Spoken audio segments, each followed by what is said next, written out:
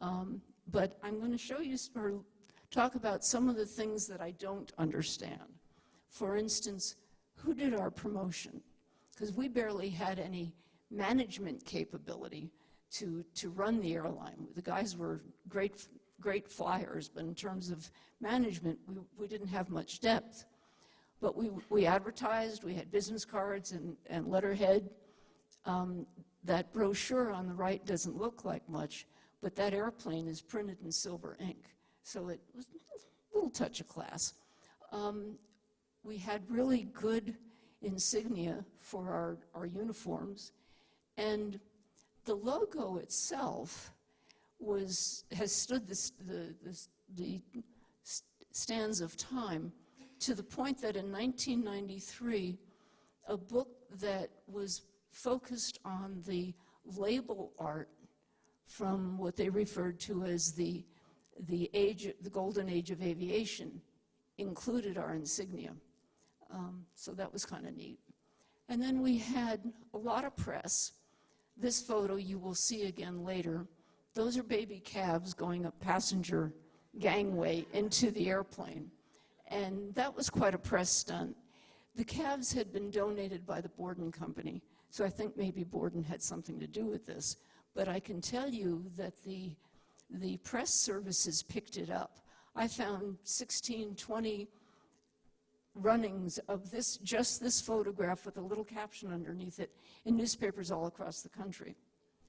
But then we also went to the White House, because we went to Prague, and the Czech government gave our crews decorated eggs to bring back to President Truman's daughter, Margaret. So the question was also, who did we know? Who was helping us with all of this? This woman who came to christen our first DC-4 was a opera star, Czech-born, who sang at our Metropolitan Opera in New York. And she was enlisted to christen the airplane just before it went to Prague. And the same question, who did we know? This is the actress Carol Landis, who christened our second DC-4 the second time, and I'll tell you that story later.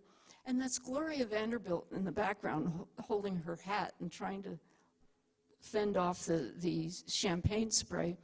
In the write-up, she was listed as the patron of the airline. I have no idea how we got any of these people involved. So let's start with one of Dad's men, also part of the mystery, Charles Eason. Charles was already an attorney before the beginning of the Second World War, and he worked for the War Department. While he was in war, he was part of the OSS, which was the precursor to our CIA. Charles was not a flyer, had nothing to do with aviation, and I have no idea why he was working for my dad's airline. Well, I met Charles's family, and they gave me these clippings which show him in in India, and they were delighted when I contacted them, because they thought I was going to tell them what their dad did in the war. And between the Easons and myself, we're still trying to figure it out.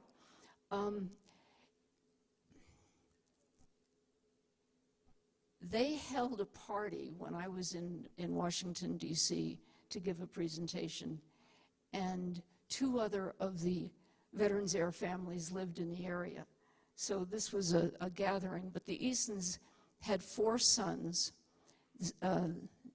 Eason Sr., or Jr. rather, I'm sorry, had passed away, and he was the only one that even knew that his dad was involved with Veterans Air, and he helped his father write his obituary. And when the sons read the obituary was when they found out about Veterans Air.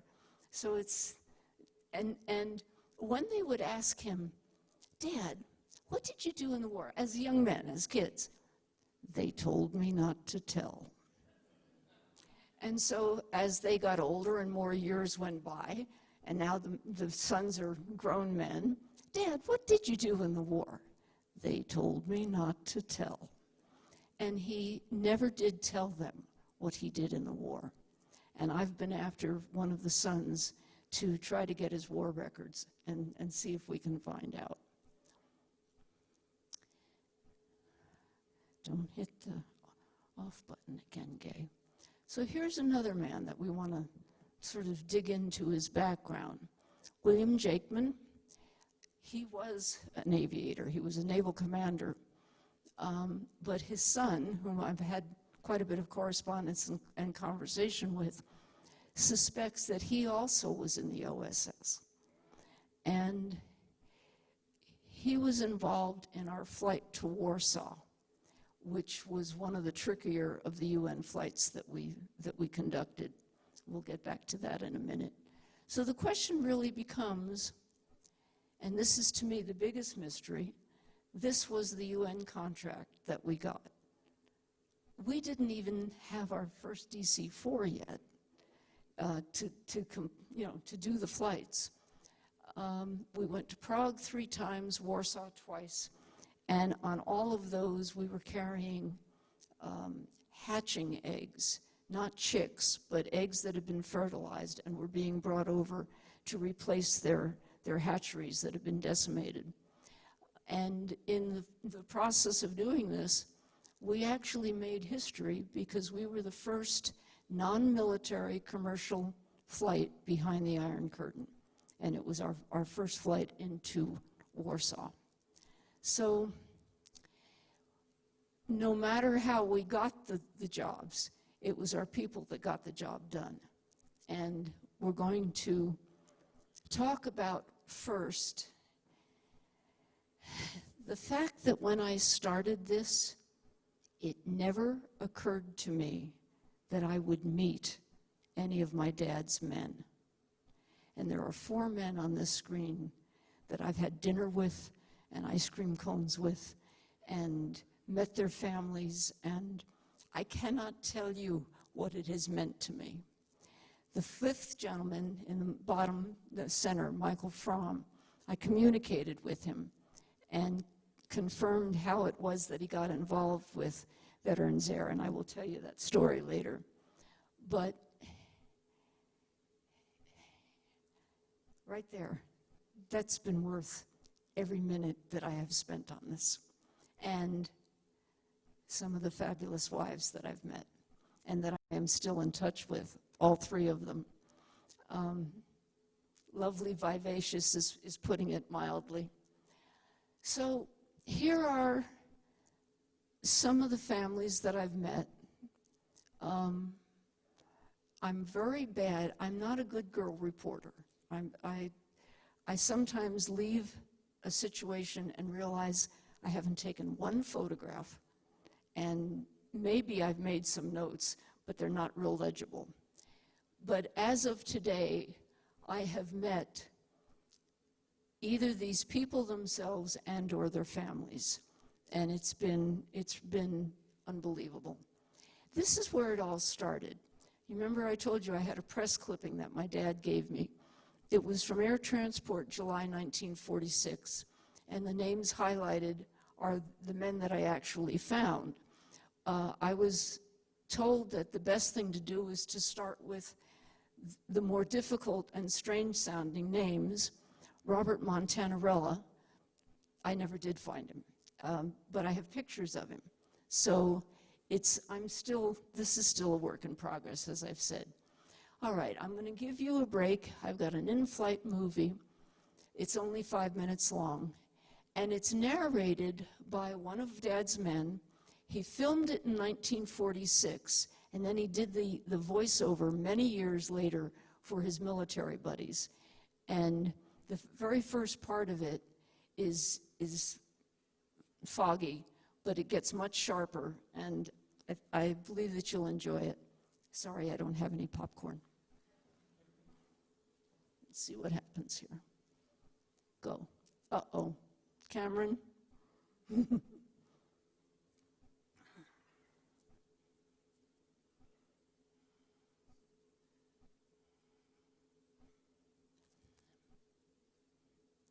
This is the null, and it does have audio.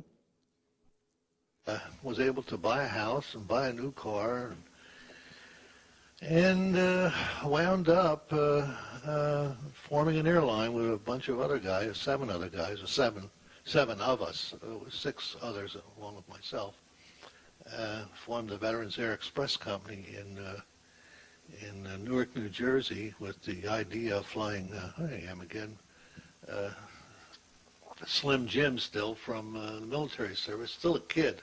I can't believe I look like a teenager, and got the shape of a teenager. That's when I had hair. Anyway, regarding this airline, we formed this airline to fly passengers between Newark and Miami in a DC-3 that we bought from the government for $13,000, brand new. I think it had 10 or 12 or 13 hours on it, that's all. We stripped it, remodeled it, made it into a passenger aircraft, and we're in business. And then we bought 2 more, and then there we go. There's the Veterans Air Express Company. It was we started out as an express company and wound up Veterans Airlines. That's the first DC-3 we bought. That one got wrecked, by the way, over in Teterboro. Anyway, there's the DC-4. We bought these DC-4s for $90,000 from the government. This particular DC-4, we flew to Warsaw, Poland, the first non-military commercial aircraft behind the Iron Curtain. 1946, I think it was 46, early, very early. We flew 50,000 hatching eggs into Warsaw, Poland. We flew from this particular airplane from Newark to, it was either Toledo or I can't remember which city in Ohio, donated 50,000 hatching eggs through a church, which we picked up, flew them to up the northern route, Gander, to the Azores, to Orlyfield in Paris, to Tempelhof, and then at Tempelhof we checked in with the Russians and were escorted by 2 Russian fighters all the way into Warsaw, Poland, where we landed and delivered the hatching eggs to the Polish government. It was really something to sit there with, of course I was familiar with Russian fighters during the war because we used to meet them over targets like Ploesti. And so, it was no big deal, but they sat on our wing. They didn't want us to deviate from the course we had told them we would fly, so they watched us all the way and told us we had a 20-mile corridor to fly, which we flew in along with them. This is prior to taking off. This was a Metropolitan Opera star from New York who christened our airplane for us. This is a big publicity deal in New York because Mayor LaGuardia of New York was involved in this, not in financially, but he was involved in getting us this contract in Washington, along with a senator from West Virginia, Kilgore, I think his name was. Anyway, these are all promotion guys that set this thing up. This woman was Yamilia Novotna, I think. She was a Metropolitan Opera star, and she was doing the christening for this just as right before we took off to go pick the eggs up and take them overseas. And this was in all the papers in New York. It was a big deal that these GIs had formed this airline, and we're heading out over. Oops, got to do that little number again. I think we had there we go. Had a big piece of steel on a rope or something for her to hit.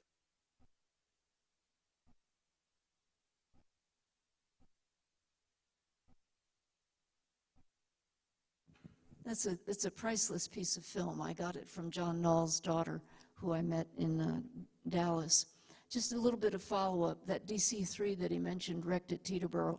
It went off the edge of the runway and the undercarriage was hurt, but she flew again, so it was not a major incident. and we mortgaged the airplanes. We certainly didn't have the money to buy them. We mortgaged them through the government. The Metropolitan Opera star was, in fact, Harmelia Novotna. He remembered that absolutely perfectly. The airplane, however, he talks about the Warsaw flight, and that's not what it was being christened for, so it was two different things, but I'm just being a researcher here. The mysterious part about the Warsaw flight, and I'll talk to you later about manifests, there should be 6 of them, and this one is missing, and this is the one of us flying into Warsaw. And I have gone through all kinds of effort, and I cannot find it. However, I do know about 3 of the flight crew, first because John talked about it, he was there.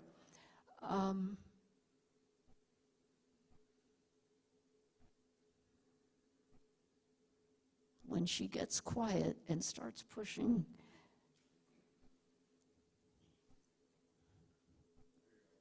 That's all right. Oh, okay. We're going to go back to the international flying in a bit. I deliberately wanted to finish the domestic flying because it really involves the non-skeds more than the international did. This is what we intended to do. The periphery of the United States, we were not intending to fly straight across because that's where the scheduled airlines were flying. And we weren't trying to stay under the radar, literally, but we wanted to stay out of their ways. Also, that kind of flying took us into smaller markets where the majors weren't flying anyway, and we were picking up American passengers who had never flown. The non-skeds charged less, you got no frills, but you got good transport. And so that was the intention.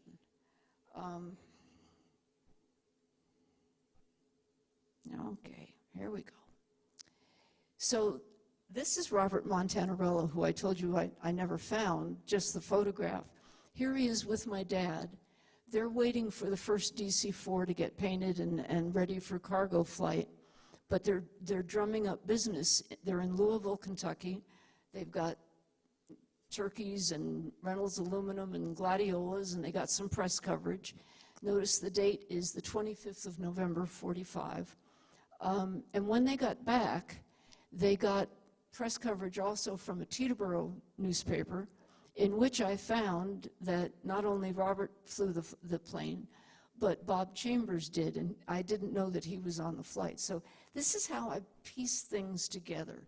This has been one very large puzzle that I've been finding pieces at a time to begin to weave the story. The bottom highlighting there says that the present ship that they're flying is called the Gaye Lyn, and that she is his 3-day-old daughter.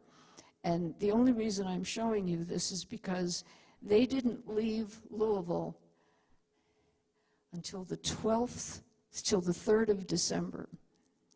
I was about a week old before my dad ever got home. But that was my birthday present.